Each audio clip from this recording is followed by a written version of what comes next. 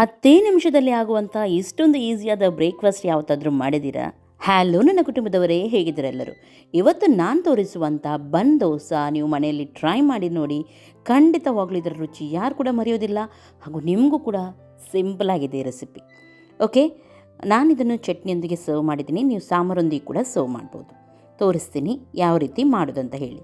ಇದಕ್ಕೆ ಬೇಕು ಸಣ್ಣ ರವೆ, ಬಾಂಬೆ ರವೆ ಅಂತ ಹೇಳ್ತಾರೆ ನೋಡಿ, ಅಥವಾ ಚಿರೋಟಿ ರವೆ ಹೇಳ್ತಾರೆ. ಅದನ್ನು 2 ಕಪ್ಪಷ್ಟು ತೊಗೊಂಡಿದ್ದೀನಿ. ಅದಕ್ಕೆ 1 ಕಪ್ಪಷ್ಟು ಮೊಸರನ್ನು ಹಾಕಿದ್ದೀನಿ. ಇದಕ್ಕೆ 1 ಕಪ್ಪಷ್ಟು ನೀರನ್ನು ಸೇರಿಸಿ ಮಿಕ್ಸ್ ಮಾಡಿ ಒಂದು 2 ನಿಮಿಷ ಹಾಗೆಯೇ ಅದನ್ನು ಬಿಡಿ. ಸ್ವಲ್ಪ ರವೆ ಎಲ್ಲ ನೀರನ್ನು ಹೀರ್ಕೊಳ್ಳಿ. ನಾನಿಲ್ಲಿ ಸ್ವಲ್ಪ ಮಾಡಿ ತೋರಿಸ್ತೀನಿ. ನೀವು ಮನೆಯಲ್ಲಿ ಎಷ್ಟು ಮೆಂಬರ್ಸ್ ಇದ್ದಾರೆ ನೋಡಿ, ಆ ಪ್ರಕಾರದಲ್ಲಿ ಮಾಡಿದರೆ ಆಯಿತು. ಸರಿಯಾಗಿ ಇದನ್ನು ಮಿಕ್ಸ್ ಮಾಡಿ ಒಂದು 2 ನಿಮಿಷ ಹೀಗೇ ಮುಚ್ಚಿಡೋಣ. ರವೆ ಉಂಟು ನೋಡಿ, ಸ್ವಲ್ಪ ಸಾಫ್ಟ್ ಆಗಲಿ ಹಾಗೂ ಎಲ್ಲ ನೀರನ್ನು ಹೀರ್ಕೊಳ್ಳಿ.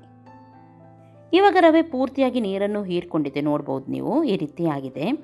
ಇದಕ್ಕೀಗ ಒಂದು ಅರ್ಧ ಕಪ್ಪಷ್ಟು ಮೊಸರು ಅಥವಾ ನೀರು ಯಾವುದು ಕೂಡ ಆಗುತ್ತೆ ಸೇರಿಸಿ ಮಿಕ್ಸಿ ಜಾರಿಗೆ ಹಾಕಿ ಇದನ್ನು ಗ್ರೈಂಡ್ ಮಾಡಬೇಕು.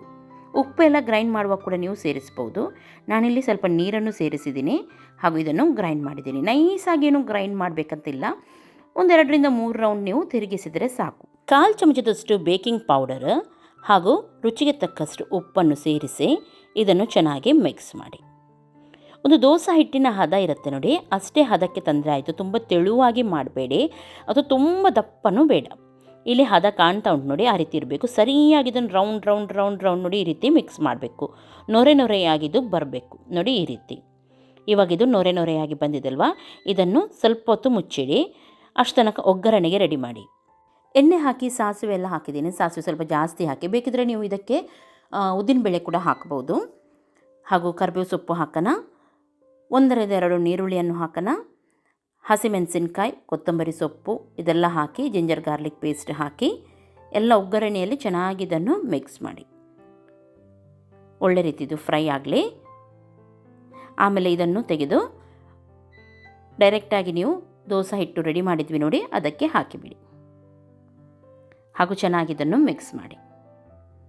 ಉಪ್ಪೆಲ್ಲ ಕರೆಕ್ಟಾಗಿದೆಯಾ ನೋಡಿ, ಮಿಕ್ಸ್ ಮಾಡಿ ಆದಮೇಲೆ ಇವಾಗ ಏನು ಮಾಡೋಣ, ಅದೇ ಒಗ್ಗರಣೆದ್ದು ಇದಿರುತ್ತೆ ನೋಡಿ, ಕಾವಲಿರುತ್ತೆ ನೋಡಿ, ಅದರಲ್ಲಿ ಫಸ್ಟಿಗೆ ಹಾಕುವಾಗ ಸ್ವಲ್ಪ ಎಣ್ಣೆ ಜಾಸ್ತಿ ಹಾಕಬೇಕಾಗುತ್ತೆ. ಮತ್ತೆ ಸ್ವಲ್ಪ ಸ್ವಲ್ಪ ಹಾಕಿದರೆ ಆಯಿತು.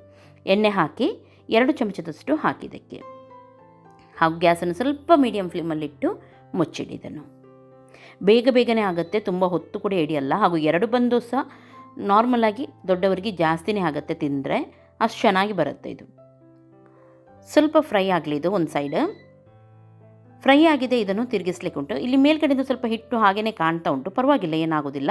ಮೆಲ್ಲನೆ ಇದನ್ನು ನೋಡಿ ತಿರುಗಿಸಿ. ಪರ್ಫೆಕ್ಟಾಗಿ ಎದ್ದು ಬರುತ್ತೆ, ಏನು ತಳ ಹಿಡಿಯೋದು ಹಾಗೆ ಆಗೋದು ಹೀಗೆ ಆಗೋದು ಏನಾಗೋದಿಲ್ಲ, ಕರೆಕ್ಟಾಗಿ ಎದ್ದು ಬರುತ್ತೆ, ನೋಡ್ಬೋದು ನೀವು. ತಿರುಗಿಸಿ ಹಾಕಿಬಿಡಿ. ಇವಾಗ ಇನ್ನೊಂದು ಸೈಡ್ ಕೂಡ ಸ್ವಲ್ಪ ಹೊತ್ತು ಫ್ರೈ ಆಗಲಿ. ಇದು ತುಂಬ ಹೊತ್ತು ಹಿಡಿಯುತ್ತೆ ಹಾಗೆ ಏನು ಎನಿಸ್ಬೇಡಿ, ಜಾಸ್ತಿ ಹೊತ್ತು ಹಿಡಿಯಲ್ಲ, ಇದು ಬೇಗನೆ ಆಗುತ್ತೆ. ಇನ್ನೊಂದು ಸೈಡ್ ಕೂಡ ಫ್ರೈ ಆಗಿದೆ ನೋಡಿ, ಎಷ್ಟು ಚೆನ್ನಾಗಿ ದಪ್ಪವಾಗಿ ಒಳ್ಳೆ ರೀತಿ ಬಂದಿದೆ, ನೋಡ್ಬೋದು ನೀವು. ಇದೇ ರೀತಿ ಎಲ್ಲವನ್ನು ಕೂಡ ಬಿಡೋಣ. ಇನ್ನೊಂದು ಸರ್ತಿ ಹಾಕುವಾಗ ಅಷ್ಟು ಎಣ್ಣೆ ಹಾಕಬೇಕಂತ ಇಲ್ಲ, ನಾನು ಹೇಳಿದೆ ನೋಡಿ. ಒಮ್ಮೆ ಕಾವಲಿ ಸೆಟ್ ಆಗೋ ತನಕ ಅಷ್ಟೇ ಸ್ವಲ್ಪ ಎಣ್ಣೆ ಹಾಕಿ ಅದೇ ರೀತಿ ಮಾಡಿದ್ರಾಯಿತು. ಗ್ಯಾಸನ್ನು ಮೀಡಿಯಮ್ ಫ್ಲೇಮಲ್ಲಿ ಇಟ್ಟು ಮುಚ್ಚಿಡಿ. ಹಾಗೂ ಇದನ್ನು ನೋಡಿ ಟರ್ನ್ ಮಾಡಿ, ಮೆಲ್ಲನೆ ಸಣ್ಣ ಒಂದು ಇದರಿಂದ ನೀವು ಟರ್ನ್ ಮಾಡಿದರೆ ಆಯ್ತು. ಇದನ್ನು ನೋಡಿ ಹೀಗೆ ತುಂಬ ಸಾಫ್ಟಾಗಿ ಬರುತ್ತೆ ಇದು. ಇದೇ ರೀತಿ ಎಲ್ಲವನ್ನು ಕೂಡ ಮಾಡಿ ತೆಗೀರಿ. ಇದಕ್ಕೆ ಚಟ್ನಿ, ಸಾಂಬಾರು ಅಥವಾ ಹೀಗೇ ತಿನ್ನಲಿಕ್ಕೂ ಚೆನ್ನಾಗಾಗತ್ತೆ, ಚಹಾ ಒಂದಿಗೆಲ್ಲ. ನೀವು ಟ್ರೈ ಮಾಡಿ ನೋಡಿ ಅಷ್ಟೇ.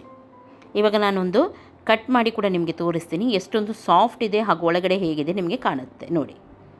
ಎಷ್ಟು ಚೆನ್ನಾಗಿದೆ, ಫ್ಲಫಿಯಾಗಿ ಯಾವ ರೀತಿ ಬಂದಿದೆ ನೋಡ್ಬೋದು ನೀವು. ಖಂಡಿತ ಇದನ್ನು ನೀವು ಮನೆಯಲ್ಲಿ ಟ್ರೈ ಮಾಡ್ತೀರಂತ ಎನಿಸ್ತೀನಿ. ಟ್ರೈ ಮಾಡಿ ಹೇಳಿ ಯಾವ ರೀತಿ ಆಗಿತ್ತಂತ ಹೇಳಿ. ಇವತ್ತಿನ ಈ ರೆಸಿಪಿ ಇಷ್ಟ ಆಯ್ತಂತಾದರೆ ಲೈಕ್ ಮಾಡಿ, ಶೇರ್ ಮಾಡಿ, ಎಲ್ಲರೊಂದಿಗೆ ಶೇರ್ ಮಾಡಿ, ಅವರು ಕೂಡ ಮನೆಯಲ್ಲಿ ಮಾಡಿ ತಿನ್ನಲಿ.